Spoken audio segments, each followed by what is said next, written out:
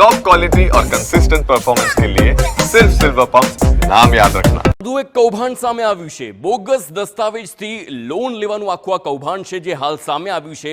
રાજકોટની મિન્ટીફી ફિન્સર્વ ફાઇનાન્સ કંપનીની આ ઘટના આ કૌભાંડ થયા હોવાનું તેમાં સામે આવ્યું છે।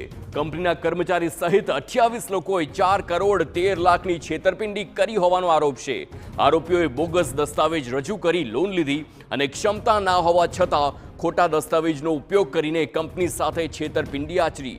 જોકે કૌભાંડનો પર્દાફાશ થતા કંપનીના લીગલ મેનેજરે રાજકોટ યુનિવર્સિટી પોલીસ સ્ટેશનમાં ફરિયાદ નોંધાવી। પોલીસે છેતરપિંડીનું કાવતરું અને વિશ્વાસઘાત સહિતની કલમ હેઠળ ગુનો નોંધીને હાલ તપાસ હાથ ધરી છે।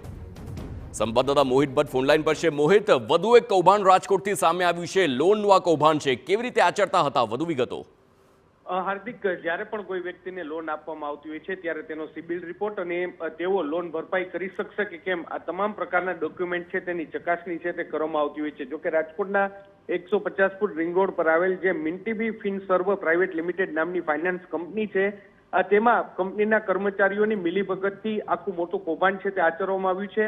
28 લોકોના નામે 4.13 કરોડ રૂપિયાની લોન છે તે આપી દેવામાં આવી છે। જેમાં સામે આવ્યું છે કે જે કેટલાક એવા પણ વ્યક્તિઓ હતા કે જેઓની ક્ષમતા ન હતી લોન ભરપાઈ કરવાની, તેમ છતાં તેના નામે લોન છે તે આપી દેવામાં આવી છે। આખા એ મામલામાં જે કંપનીના લીગલ મેનેજર છે તેમના દ્વારા યુનિવર્સિટી પોલીસ સ્ટેશન ખાતે આ ફરિયાદ છે તે નોંધવામાં આવી છે। કુલ 28 લોકો સામે ફરિયાદ નોંધવામાં આવી છે ને જેમાં કેટલાક કંપનીના કર્મચારીઓની પણ મિલીભગત સામે આવી છે। હાલ સમગ્ર મામલે યુનિવર્સિટી પોલીસ છે તેમના દ્વારા વધુ તપાસ હાથ ધરવામાં આવી છે। જી હાર્દિક, આભાર મોહિત સમગ્ર માહિતી બદલ।